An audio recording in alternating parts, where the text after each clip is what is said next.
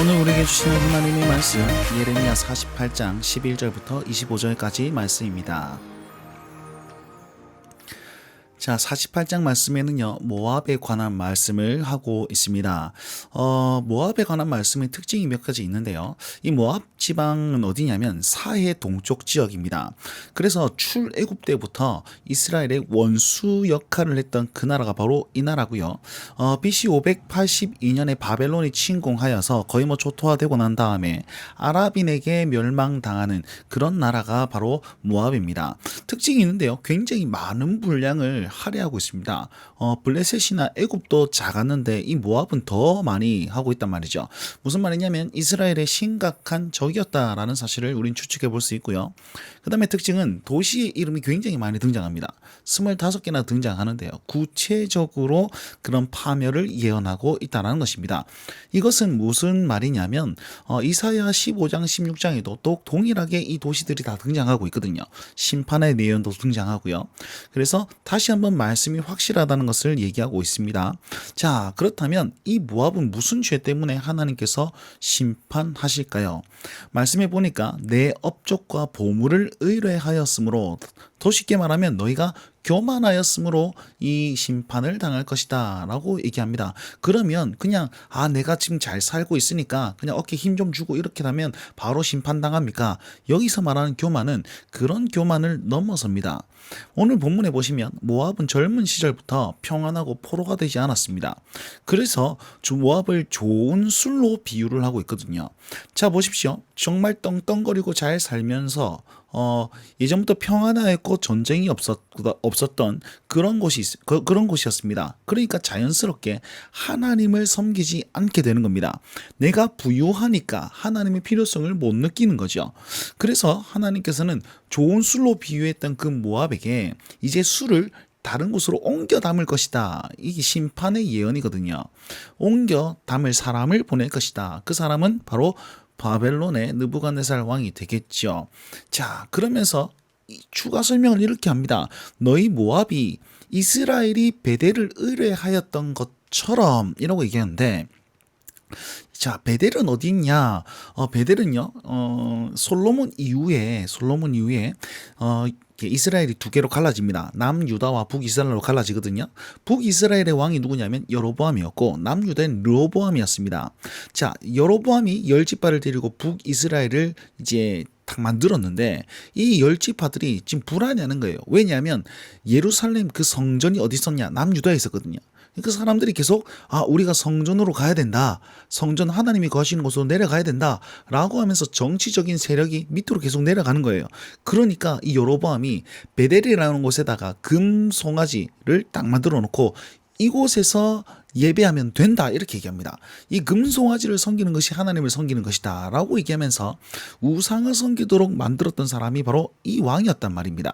그래서 이스라엘이 베델을 의뢰하였던 것처럼 모압이 그모스를 의뢰하였지 않느냐.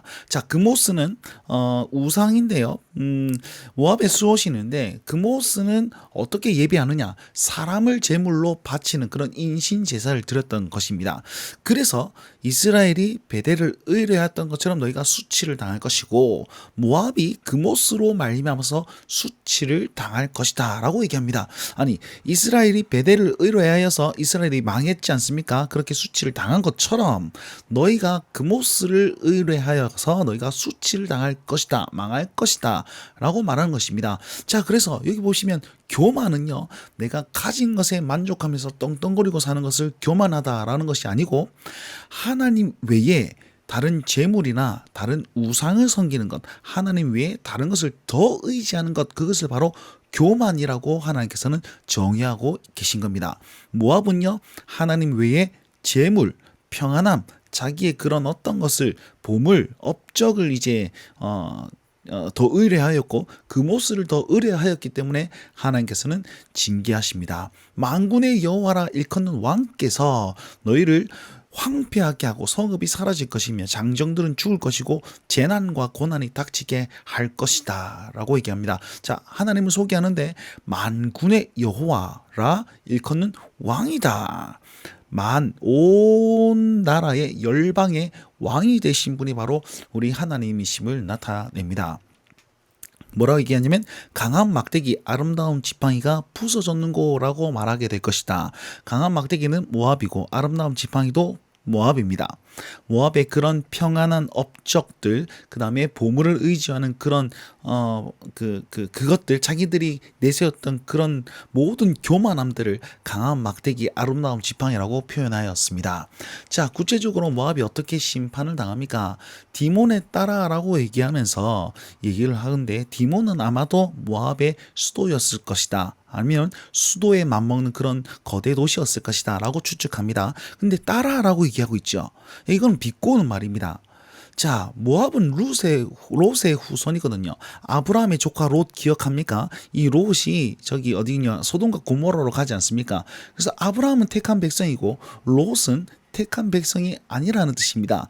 그의 민족이었단 말이에요. 어쨌든 아브라함의 그런 혈통이었고 따라라고 부를 수 있습니다. 근데 결과적으로는 하나님의 택함 받은 그런 민족이 아니었다라는 것을 기억하면서 비꼬아서 따라라고 얘기를 하고 있단 말이에요.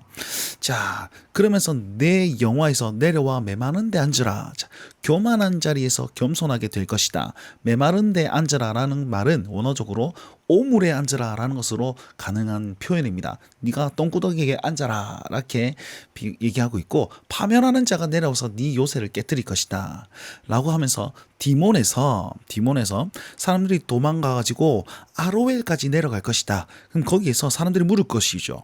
무슨 일이 일어났습니까? 라고 하니까 모압이 황폐하였고 심판이 평지에 이르렀습니다 라고 하면서 그 평지가 어디까지, 이 모든 도시에 이르러 가지고 모압 땅의 모든 성읍에 이 심판이 이르게 될 것입니다 라고 네가 말할 것이다 라고 얘기를 합니다. 그러면서 오늘 말씀 제25절 말씀에는 모압의 뿔이 잘리고 그 다음에 그 팔이 부서졌도다. 모압의 뿔, 능력, 모압의 팔, 어떤 능력과 그들의 교만함들을 상징하는 단어입니다.